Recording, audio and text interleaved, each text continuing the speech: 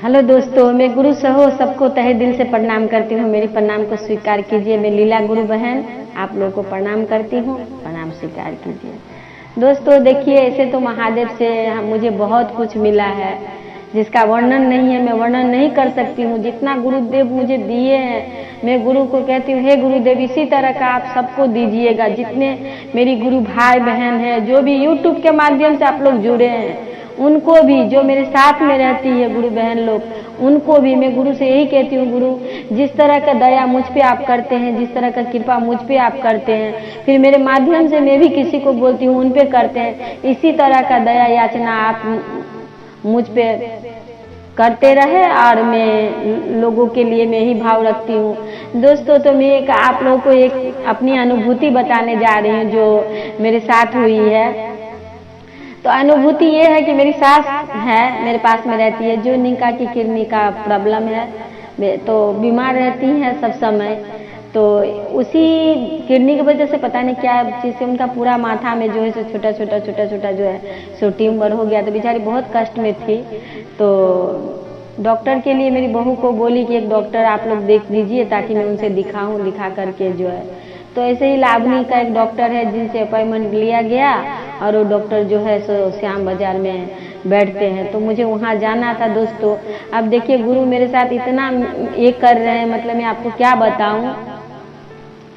अब मैं 1 महीना पहले ही मैं कैंटनमेंट दमदम में मैं चर्चा रखी थी, 1 महीना पहले से। अब देखिए 1 महीना पहले से कोई चीज़ रखा हुआ है, और मुसीबत तो बोलकर नहीं आते, वो तो कभी भी आ जाती है। तो मेरी सास बहुत ही बीमार पड़ गई, बहुत ही उनका सर में दर्द हो रहा है, बहुत ही तकलीफ में वो। तो उनको बोल रही मेरे को डॉक्टर दिखाओ, डॉक्टर दिखाओ। तो ऐसे ही मेरी बहू एक डॉक्टर का पता करी, पता करने के बाद हम लोग के अपॉइंटमेंट लिए। और अब देखिए ऐसा हुआ कि जिस दिन मेरा गुरु चर्चा है उसी दिन, मतलब उससे 2-3 दिन पहले मैं डॉक्टर से दिखाई, और डॉक्टर ने कहा कि हम लोग गए डॉक्टर से दिखाए। दिखाने के बाद डॉक्टर ने कहा कि इनको भर्ती करना होगा। भर्ती करने के बाद इनकी बॉडी में ब्लड थोड़ा भी नहीं है, अगर खून चढ़ाया जाए तो इनका जो है तकलीफ काफ़ी हद तक कम हो सकती है। जैसे कि मम्मी बेड पकड़ ली थी, तो डॉक्टर ने कहा कि मतलब ब्लड देने से जो है उनके शरीर में थोड़ा सा ताकत आ जाएगी और वो थोड़ा चल फिर सकती है। तो हम लोग बोले कि ठीक है सर, अभी कुछ दिन के बाद हम लोग भर्ती करें, हम लोग आपको बताते हैं कि कब भर्ती करना है। तो देखिए दोस्तों, जिस दिन का भर्ती का हम लोग डेट लिए उसी दिन का चर्चा था मेरे 1 महीना पहले से, जो कि चर्चा को मैं फिक्स करके रखी थी। अब गुरु देखिए मेरे साथ किस तरह का मतलब ये कर रहे हैं। अब पर मेरे को तो गुरु पे पक्का भरोसा है कि मैं वहाँ पे चर्चा में जाऊँगी। और मैं अपना 3-4 दिन पहले मैं अपनी सास को बोली कि मम्मी चलिए आपको भर्ती कर देते हैं। तो मम्मी बोली कि नहीं अभी नहीं भर्ती होना है, 2-3 दिन बाद में भर्ती। अब उनको भी मैं नहीं बोल सकती हूँ, मैं अपने हस्बैंड को भी नहीं मैं अपने हस्बैंड को बोली कि चलिए ना मम्मी को भर्ती कर देते हैं। तो मेरे हस्बैंड कहने लगे कि इस तरह से थोड़ी ना होगा, ऑफिस में अपॉइंटमेंट देना होगा कि मेरे को छुट्टी के लिए अप्लाई करना होगा, फिर छुट्टी लेंगे, क्योंकि कितना दिन मम्मी को भर्ती रखेंगे, नहीं रखेंगे तो फिर जाना आना भी है। तो हम बोले ये बात भी सही है। अब देखिए जब मेरे हस्बैंड ऑफिस में लिख के दिए छुट्टी के लिए, जब तक छुट्टी पास हुआ तब तक लग जो है सो मेरा वही टाइम आ गया जिस दिन की मैं चर्चा में जाने वाली थी। अब मैं क्या करूं, मैं अपने हस्बैंड को बहुत ही बोली चलिए हम लोग सुबह सुबह निकल चलते हैं, मम्मी को हॉस्पिटल भर्ती कर देते हैं। और उसी दिन मेरे को चर्चा में भी जाना है और उसी दिन मम्मी को भर्ती भी करना है, उसी दिन का डेट पड़ गया। अब क्या करूं, मैं गुरु को मन ही मन बोल रही हूँ कि हे गुरुदेव मुझे तो चर्चा में जाना ही जाना है, क्योंकि मैं 1 महीना पहले से, 1 या 2 महीना पहले से मैं बुक करके रखी थी कि मैं आपका चर्चा कर दूंगी। बेचारी बार बार बोल रही थी कि मेरे को दीदी चर्चा कर दीजिएगा, क्योंकि उनका एक हीरा का नाक का शायद नथिया उथिया था, कुछ भी ऐसा तो उनका खो गया था। तो वो बहुत ही गुरु को बोली, गुरु के माध्यम से दया मांगी गुरु से कि गुरु मेरा जो भी है ये मतलब कुछ भी कैसे भी करके गुरु बहन बनाई थी, वो बोल रही थी मेरे को किस तरह से मैं बनाई थी, बहुत ही मतलब इससे वो मेरा नाक का दीदी खो गया। तो मैं बहुत ही मतलब चिंता में थी। तो गुरु का कृपा से ऐसा गुरु का कृपा हुआ, ऐसा गुरु का दया हुआ कि मतलब 4-5 दिन साफ सुथरा किए, इतना सब कुछ किए, पर वो नहीं मिला।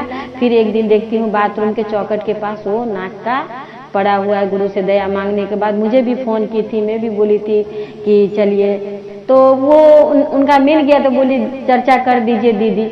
अब वो जब चर्चा के लिए बोली तो मैं 1 महीना पहले डेट रख दी। अब 1 महीना बाद कौन सा मुसीबत आएगा, कौन सा तकलीफ आएगा, ये हमें पता नहीं होती है। वो तो महादेव ही जाने, वो गुरुदेव जाने।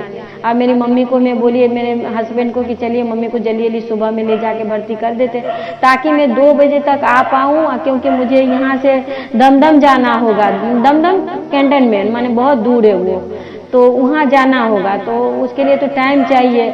और मैं मम्मी को लेके गई। जाने के बाद में क्या की, मैं अपने हस्बैंड को बोली जल्दी चलिए।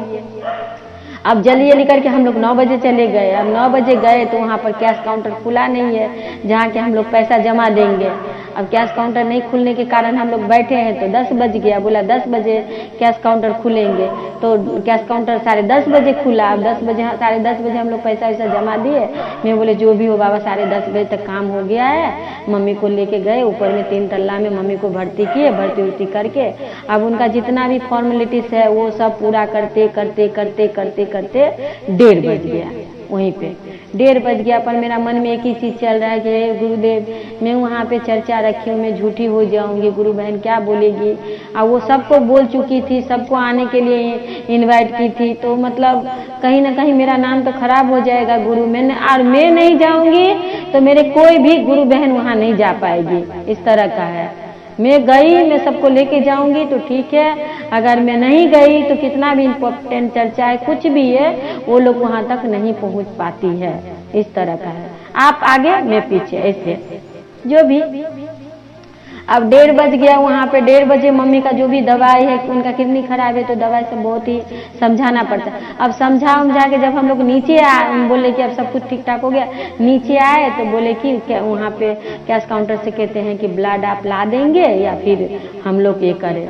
तो मेरे हस्बैंड कहते हैं कि आप ही लोग कुछ ऐसा करिए ताकि मतलब जो है हम लोग कहाँ जाएंगे, क्योंकि डोनर चाहिए, नहीं तो फिर आप ब्लड दो, ब्लड के बदले में ब्लड दीजिए। इस तरह का है। तो फिर उन्होंने एक फ़ोन नंबर दिया, हम वहाँ कॉल किए, फिर वहाँ से एक आदमी आया, फिर ब्लड दिया। फिर ब्लड पहुँचाने के लिए मेरे हस्बैंड ऊपर में गया, मैं नीचे में बैठी हूँ, गुरु को याद कर रही हूँ, गुरु को याद कर रही हूँ। जब सब कुछ ठीक हो गया, ब्लड वगैरह में जमा दे दी हूँ, सब कुछ दे करके अब जैसे मैं नीचे में आई कि अनाउंस हो रहा है मम्मी के नाम से कि ऊपर आई है। फिर मैं ऊपर गई, मेरे हस्बैंड कह रहे तुम जाओ देखो क्या हुआ। फिर मैं ऊपर में गई तो हमें कहते हैं कि 2 नाइटी ला के दीजिए खरीद कर। मेरे गुरु आप कितना मुझे जांच में लेते हो, अभी नाइटी लेने में कहाँ पे जाऊंगी। फिर मैं उनको बोली कि देखिए मैडम, आप ऐसा करिए कि हम लोग तो शाम में आ रहे हैं, तो शाम में अगर नाइटी भेज दूँ तो कोई तकलीफ है क्या, तब तक मम्मी साड़ी पहन के रह लेगी। तो कहा कि नहीं कोई बात नहीं है, ऐसे भी 2 बजने वाला है, आप लोग तो फिर 5 साढ़े 5 बजे आएंगे, तो चलिए कोई बात नहीं है, आप चले जाइए। देखिए गुरु का कितना कृपा है। फिर वहाँ से मैं जल्दी अपने हस्बैंड को बोली कैब करके घर आई, नहाई और नहा करके देखिए 3:30 बजे का मैं टाइम दी थी, गुरु बहन के घर में चर्चा में बैठूंगी और मैं 3:15 में गुरु चर्चा में बैठ गई। तो ये कौन कर सकते हैं? अगर आपका पक्का भरोसा महादेव पे है, अगर आप गुरु का काम माने सद्भावना से, सच्ची मन से करते हैं, तो गुरु भी आपका भावना को समझेंगे, गुरु भी आपको समझेंगे। तो गुरु जरूर मेरे को समझे, वहाँ मेरी लाज रखे मेरे महादेव। और ऐसा हुआ कि गुरु का चर्चा करके और फिर 7 बजे तक अपना घर भी आ गए, गुरु बहन भी खुश हो गई।